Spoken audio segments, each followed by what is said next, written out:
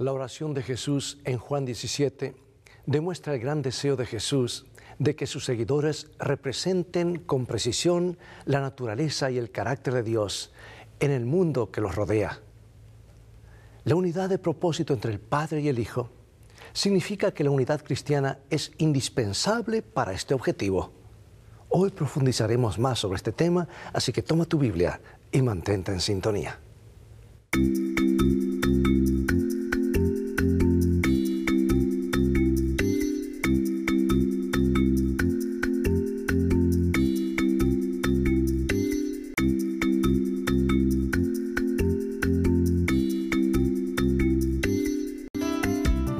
Lecciones de Vida, un estudio semanal de las lecciones de la Escuela Sabática. Leo en San Juan 17, versículos 20 y 21. Mas no ruego solamente por estos, sino también por los que han de creer en mí, por la palabra de ellos, para que todos sean uno, como tú, oh Padre, en mí y yo en ti, que también ellos sean uno en nosotros, para que el mundo crea que tú me enviaste. El Evangelio de Juan nos proporciona una ventana a las preocupaciones inmediatas de Jesús mientras su traición y muerte se ciernen en el horizonte.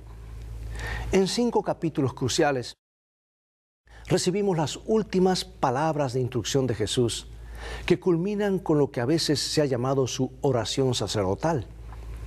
En el centro de esta oración está la preocupación de Jesús por la unidad entre sus discípulos y aquellos que más tarde creerían en Él. Este fue un tema clave en su oración. Ninguna discusión significativa de nuestra unión con Cristo sobre la unidad de la Iglesia puede estar completa sin prestar cuidadosa atención a esta oración. ¿Por qué oraba Jesús? ¿Y por quién oraba? ¿Y qué significa su oración para nosotros hoy? La oración del sumo sacerdote se divide en 3 partes. Primero, Jesús ora por sí mismo y luego por sus discípulos y finalmente por aquellos que más tarde creerían en Él. Veamos San Juan 17, 1 al 5. Estas cosas habló Jesús y levantando los ojos al cielo, dijo: Padre, la hora ha llegado, glorifica a tu Hijo para que también tu Hijo te glorifique a ti. Como le has dado potestad sobre toda carne, para que dé vida eterna a todos los que le diste, y esta es la vida eterna, que te conozcan a ti, el único Dios verdadero, y a Jesucristo a quien has enviado. Yo te he glorificado en la tierra, he acabado la obra que me diste que hiciese. Ahora pues, Padre, glorifícame tú al lado tuyo con aquella gloria que tuve contigo antes que el mundo fuese. Jesús aquí vemos que intercede primero por sí mismo. En los eventos que le preceden en el Evangelio de Juan, Jesús indicó que aún no había llegado su hora, pero ahora sabe que la hora de su sacrificio está aquí, ha llegado. Ha llegado el momento de la conclusión dramática de su vida terrenal. Y Él necesita fuerza para completar su misión.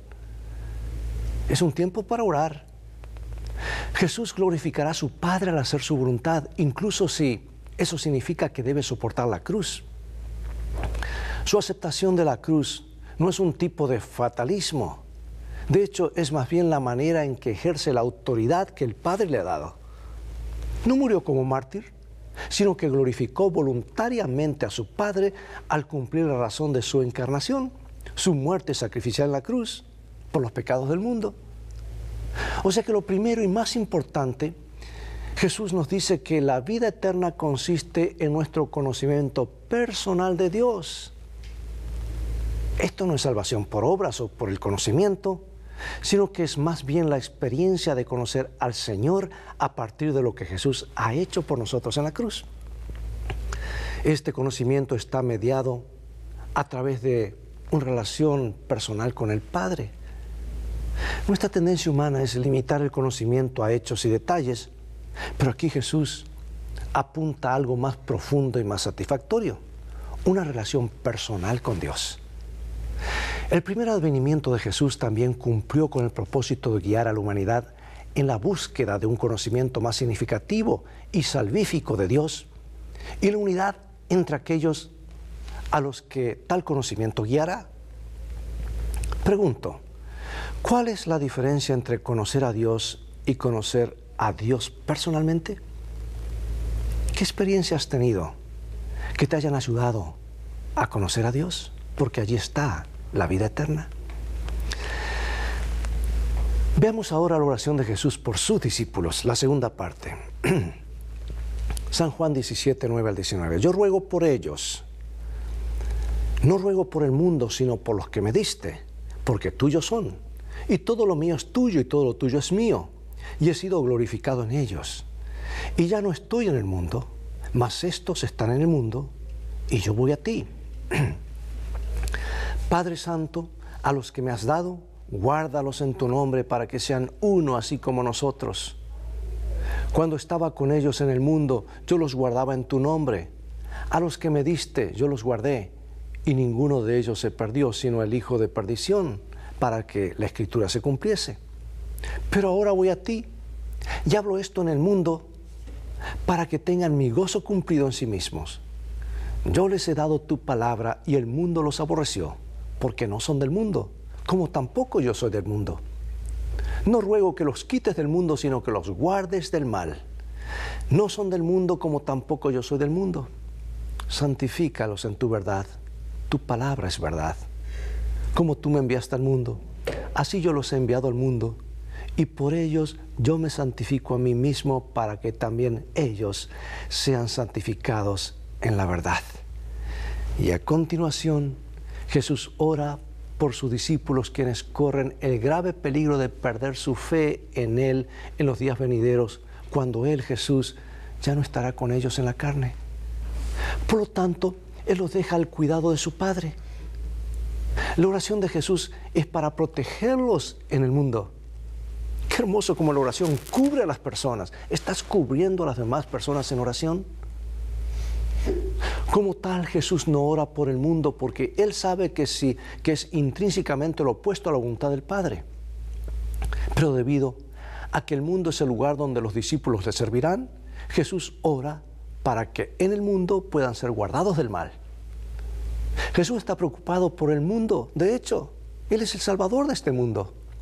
Pero la predicación del Evangelio está ligada al testimonio de aquellos que irán a esparcir las buenas nuevas. Es por eso que Jesús necesita interceder por ellos, para que el maligno no los derrote. Un discípulo, sin embargo, ha sido derrotado. Temprano esa noche Jesús mencionó que uno de ellos había decidido traicionarlo.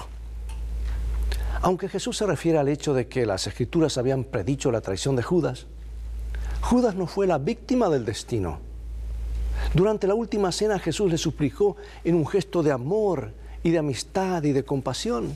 Mira lo que comenta Elena de White, que vio en visión esos momentos. Deseado a toda la gente, es un libro que te recomiendo si quieres conocer más de Jesús. Dice así: en ocasión de la cena de la Pascua, Jesús demostró su divinidad revelando el propósito del traidor. Incluyó tiernamente a Judas en el servicio hecho a los discípulos, pero no fue oída su última súplica de amor. Entonces el caso de Judas fue decidido, y los pies que Jesús había lavado salieron para consumar la traición. Tuvo la oportunidad, pero sabiendo que la envidia y los celos podían dividir a los discípulos, como lo había hecho en ocasiones anteriores, Jesús ora por la unidad. Y ya no estoy en el mundo, mas estos están en el mundo. Yo voy a ti, Padre. Padre Santo, los que me has dado, guárdalos en tu nombre para que sean uno, así como nosotros. Tal unidad está más allá de la capacidad humana, créeme. Solamente puede darse como resultado del regalo de la gracia divina. La unidad de ellos se sostiene sobre el fundamento de la unidad del Padre y el Hijo. Y esta unidad es un prerequisito indispensable para un servicio eficaz en el futuro.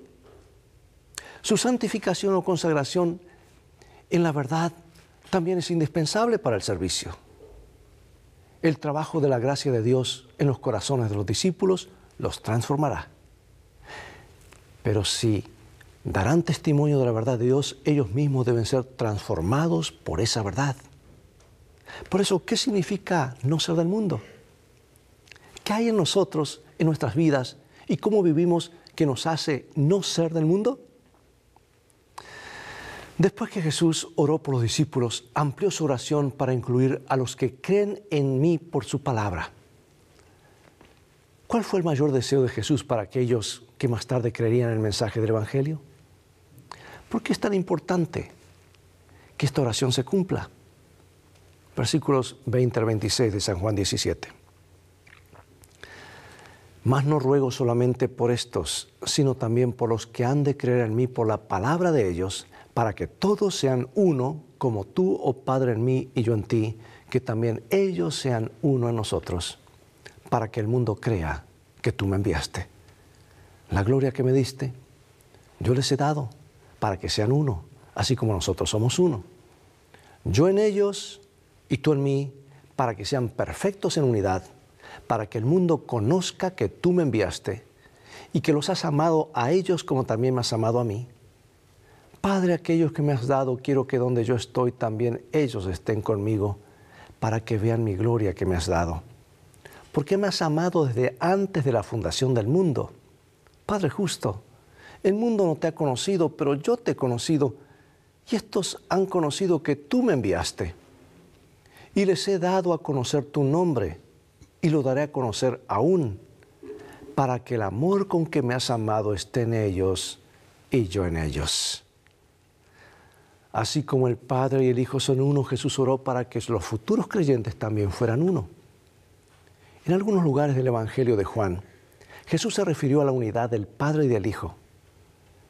Nunca actúan independientemente el uno del otro, sino que están siempre unidos en todo lo que hacen. Comparten un amor común por la humanidad caída. En la medida en que el Padre estaba dispuesto a dar su Hijo por el mundo y el Hijo estaba dispuesto a dar su vida por ello también. La unidad a la que Jesús se refiere en esta oración es unidad de amor y propósito, como lo es entre el Padre y el Hijo. En esto conocerán todos que sois mis discípulos, si se aman los unos a los otros. Manifestar esta unidad en amor confirmará públicamente tanto su relación con Jesús como con el Padre. La manifestación de unidad genuina debe proporcionar un testimonio convincente de las verdades del Evangelio. Así es como el mundo sabrá que Jesús es el Salvador. En otras palabras, esta unidad por la cual Jesús oró no puede ser invisible. Por eso pregunto, ¿cómo puede el mundo estar convencido de la veracidad del Evangelio si no puede ver el amor y la unidad entre el pueblo de Dios? Y aquí quiero agregar algo que me llamó la atención. Hace unos días vi un cartel que decía: cristiano, tú eres la única Biblia abierta que algún perdido alguna vez leerá. Y es una gran verdad. Reflejamos a Jesús en lo que hacemos. Y aquí una poderosa y reveladora cita de Elena de White en Testimonios para la Iglesia, tomo 4, la página allí está mencionada, dice: Dios está conduciendo a un pueblo para que se coloque en perfecta unidad sobre la plataforma de la verdad eterna. Cristo se dio a sí mismo al mundo para que pudiese limpiar para sí un pueblo propio, celoso de buenas obras. Este proceso de refinamiento está destinado a purificar a la Iglesia de toda injusticia y del espíritu de discordia y contención, para que sus miembros se edifiquen en vez de derribar y concentren sus energías en la gran obra que está delante de ellos. Dios quiere que sus hijos lleguen todos a la unidad de la fe. La oración de Cristo, precisamente antes de su crucifixión, pedía que sus discípulos fuesen uno, como Él era uno con el Padre, para que el mundo creyese que el Padre le había enviado. Esta es la más conmovedora y admirable oración extendida a través de los siglos. Hasta nuestros días, sus palabras son: mas no ruego solamente por estos, sino que también por los que han de creer en mí por la palabra de ellos. Cuán fervorosamente deben tratar de contestar esta oración en la vida los que profesan seguir a Cristo. ¿Qué estamos haciendo en nuestras vidas e iglesias para ayudar a alcanzar el tipo de unidad que se presenta aquí? Porque una cierta cantidad de muerte al yo es crucial para cada uno de nosotros si queremos que nuestra iglesia esté unida como debe estarlo. Los adventistas del séptimo día han tendido a entender que la oración de Jesús en Juan 17 se aplica directamente a la unidad de su iglesia como denominación. Debemos estar unidos como iglesia para cumplir nuestra misión de compartir los mensajes de los 3 ángeles al mundo. En este punto hay poca discusión, pero ¿qué hay de la unidad entre nosotros, con otros cristianos? ¿Cómo debemos relacionarnos con ellos a la luz de lo que Jesús había orado? Sin duda creemos que Dios tiene personas fieles en otras iglesias, además de la nuestra. Además, la Biblia deja en claro que Dios tiene a sus fieles, incluso en Babilonia, porque dice: salid de ella, pueblo mío, no sea que participe de sus pecados y no sea que reciba sus plagas. Al mismo tiempo sabemos, según el libro Apocalipsis, hay una gran apostasía entre los que profesan el nombre de Cristo y que en los últimos días muchos cristianos falsos se unirán entre sí y con el Estado para provocar la persecución representada gráficamente en Apocalipsis 13, del 1 al 17. Por lo tanto, los adventistas siempre han sido muy cuidadosos al involucrarse con otras iglesias en los llamados a la unidad, tal como se observa en el movimiento ecuménico. Por eso pregunto, ¿cómo deberíamos relacionarnos con otras denominaciones? Mira lo que Elena Juan escribió respecto a la Iglesia Adventista del Séptimo Día cuando trabaja en conjunto con otros cristianos, al menos en este tema específico. Dice ella, Ministerio de la Bondad: cuando el agente humano somete su voluntad a la voluntad de Dios, el Espíritu Santo impresionará los corazones de aquellos a quienes ministra. Me ha sido mostrado que no debemos rehuir a las obreras de la Unión Pro Temperancia de Mujeres Cristianas. Uniéndonos con ellas en defensa de una total abstinencia, no cambiamos nuestra posición en cuanto a la observancia del séptimo día y podemos demostrar nuestro aprecio por su posición en cuanto al tema de la temperancia. Al abrir la puerta e invitarlas a unirse con nosotros en el asunto de la temperancia, nos aseguraremos su ayuda en lo que atañe a la temperancia. Y ellas, al unirse con nosotros, oirán nuevas verdades, las cuales el Espíritu Santo está esperando impresionar en sus corazones. ¿Captas tú cuál era el enfoque que la sierva del Señor dio en cuanto a cómo relacionarnos con otras religiones? Pero a pesar de que estaba tratando un problema específico en un momento específico, entrega principios que podemos seguir con respecto a cómo nos relacionamos con otros cristianos, especialmente en lo relativo a unirnos en torno a una causa.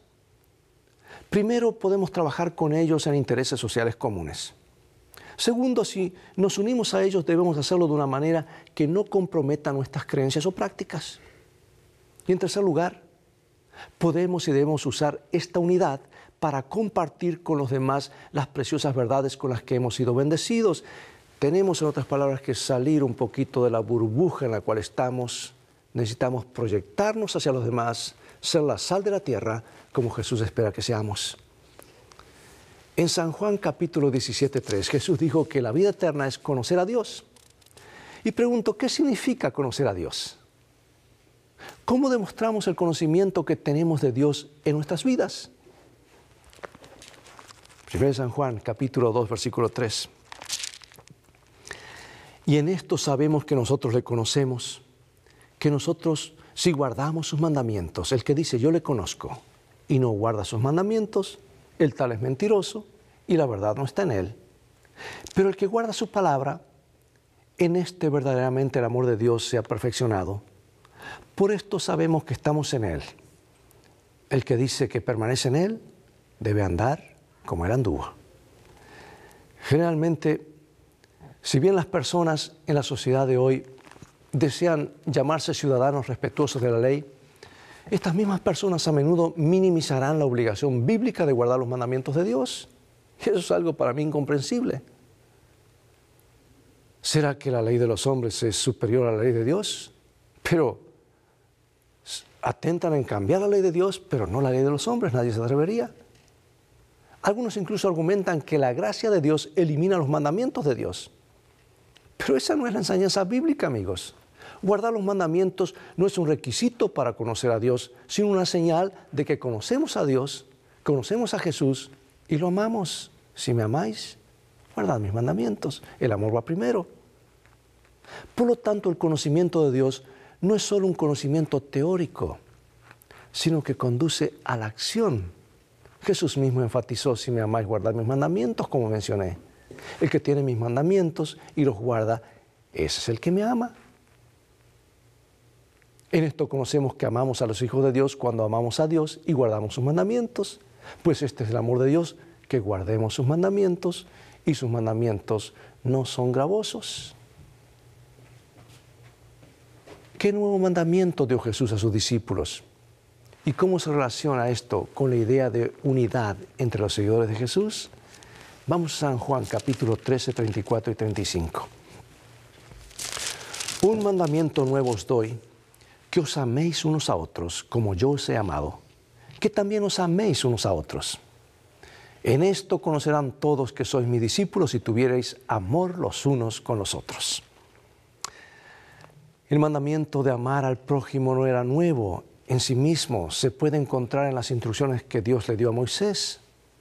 Lo nuevo es el mandato de Jesús a sus discípulos, es que se amen unos a otros como Él los amó. El ejemplo de amor abnegado dado por Jesús es la nueva ética para la comunidad cristiana. Qué maravilloso objetivo se nos ha presentado. La vida de Jesús había sido una demostración práctica del amor en acción. Toda la obra de la gracia es un servicio continuo de amor, de negación a uno mismo y de esfuerzo abnegado. Podemos imaginar que la vida de Cristo fue una manifestación incesante de amor y sacrificio por el bien de los demás, siempre poniendo a los otros primero. El principio que movió a Cristo debe mover a su pueblo en todas sus interacciones. ¿Qué testimonio tan poderoso para el mundo sería ese amor? ¿Y qué fuerza poderosa para la unidad entre nosotros podría proporcionar ese amor? Aunque la Iglesia Adventista del Séptimo Día es una iglesia mundial con muchas iglesias locales, los adventistas no pretenden ser la Iglesia Universal de Cristo. La Iglesia Universal es más amplia que cualquier denominación. Es visible e invisible en la medida en que está conformada con aquellos que creen en Jesús y le siguen. Este tema teológico es particular. Aquí en particular se intensifica si tomamos en consideración la apostasía entre los cristianos. Aborda conmovedoramente, está allí en el libro Apocalipsis, se habla claramente de esto. Habla de una iglesia pura, Apocalipsis 12, que se contrasta con la ramera de Apocalipsis 17, Babilonia, la gran ciudad, que a su vez se contrasta con la novia del Cordero, o la ciudad santa, o la nueva Jerusalén de Apocalipsis 21-22. En el primer siglo, la iglesia universal puede haber sido bastante visible, pero es mucho más difícil y complejo verla, por ejemplo, durante la Edad Media o la Edad Oscura. Por lo tanto, los adventistas no limitan el concepto de la verdadera iglesia de Dios a su propia denominación, ni lo extienden automáticamente a otras iglesias cristianas. La verdadera iglesia de Dios consiste en aquellos individuos que realmente creen en Él. Dios los conoce. Los adventistas, por otro lado, afirman que son el remanente visible, especial del tiempo del fin. Y tienen razón, porque está descrito en Apocalipsis 12 y en Apocalipsis 14. Este remanente tiene un carácter tanto local como universal. La oración sacerdotal de Jesús en Juan 17 es un recordatorio de que Jesús todavía está preocupado por la unidad de la iglesia en la actualidad. Su oración debería ser nuestra oración y debemos buscar formas de fortalecer nuestra fe en la palabra de Dios. El amor por los demás también debe caracterizar nuestras relaciones con todos, incluidos otros cristianos, cualesquiera sean nuestras diferencias teológicas. Sí, en un mundo donde impera el individualismo, en un mundo donde el egoísmo va creciendo más y más en los corazones y en la sociedad, en un mundo donde los vecinos viven uno al lado del otro, en las grandes ciudades a veces ni saben quiénes son, ni se saludan, en un mundo donde cada uno piensa en sí mismo, ¿te imaginas la diferencia que podría ser cuando como cristianos nos unimos y comenzamos a hacer obras de amor, proyectos de bondad, sin buscar una respuesta simplemente por amor. Como sucedió a estos chicos en Nueva York, que se levantaron temprano en invierno, me pidieron que ore por nieve. Y yo oré, digo, ¿por qué orar por nieve? Pero ¿qué hacían cuando nevaba? Encontraban la manera de testificar y de servir a los demás. Salían temprano por las calles, adoptaban manzanas, limpiaban la nieve, limpiaban los coches y la gente se asombra y dice, ¿quiénes son estos? Están haciendo esto, ¿por qué lo hacen? Cuando llegó el verano se fueron a Wall Street y allí a distribuir botellas de agua gratis. No estaban predicando, estaban haciendo obras de amor. ¿Qué fue el resultado? La gente comenzó a hacer preguntas, queremos saber más, ¿quiénes son ustedes? Al punto que, haciendo la historia corta, una iglesita pequeña de 17 miembros, que no sé si llamarla iglesia o grupo pequeño, comienza a crecer y crecer y crecer. Y a mí me tocó en el año 2013 ir a ayudar a reorganizar esa iglesia de 17 miembros con 69 miembros. Me presentaron al primer anciano, un joven de 18 años, la jefa diaconisa, una conquistadora o jovencita de 14 años. Esa es nuestra juventud, sirviendo al Señor. Pero allí no terminó. Para el mes de septiembre plantaron la segunda iglesia, estoy hablando de Nueva York, uno de los lugares más difíciles. Y para el mes de noviembre la tercera iglesia. Algo ocurre cuando amamos a la gente. Cuando estamos unidos a Dios, vamos a unirnos de corazón y ver en cada persona un ciudadano para el reino de los cielos. Entonces estaremos impactando el mundo. Porque la iglesia es más que venir a reunirnos los sábados. Encontré una iglesia que una vez al mes cerraban la iglesia. Yo fui ese sábado y encontré en la puerta, lo sentimos, hoy la iglesia está cerrada, hoy la iglesia está sirviendo a la comunidad. Una vez al mes. No sin causa plantaron 3 iglesias en un año. Estaban conectados. Otros pusieron buzones de oración frente a las iglesias y la gente dejaba allí sus pedidos de oración y pasaron invitaciones a todo el vecindario. Amigos, eso hace la diferencia. Dios nos ayuda a amar a Dios, estar unidos a Él, para unirnos en amor unos a otros. Acompáñame en oración. Gracias, Dios, por darnos tu palabra. Ayúdanos a estar unidos en la verdad, unidos en Jesús y unidos unos a otros, para que el mundo sepa que Jesús vino a salvarnos y se preparen para su regreso. En su nombre oramos. Amén. Amigos, estoy tratando de ser lo más práctico posible estas lecciones y espero que sea una inspiración para ti. Hay tantas ilustraciones y cosas que están ocurriendo, así que no te pierdas los próximos programas de Lecciones de Vida. Llegó el momento de despedirnos. Será hasta un próximo programa. Invita a otros. Transfórmate tú en un canal de bendiciones. Mientras tanto, recuerda, tú vales mucho para Jesús. Él te ama más de lo que puedes imaginar. Dios te bendiga.